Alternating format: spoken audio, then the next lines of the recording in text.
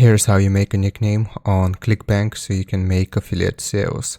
So after you have logged into the main page of Clickbank, you want to go to accounts, and here you will see all of your accounts. Now if you don't have any, it's going to be blank. So right here we want to click on create a nickname. So from the drop down menu, if we select it, we can choose the type of account that we want. So seller, affiliate, combination, custom, or test. So for us, we're going to promote products, so we're going to go with affiliate. And it is really important. You have to create a nickname. So you just got to follow these instructions right here, lowercase. So as you can see, my nickname is this, and you can read some more information right here. It is the ID for your account. So through this nickname, all of your affiliate commissions will be tracked. So it's really important.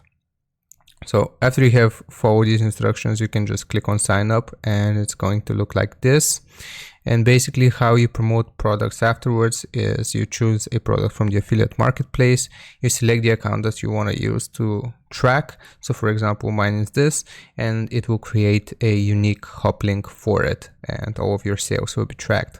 So that's how you create a nickname on Clickbank. Hope this helps. Don't forget to like and sub. I'll see you next time.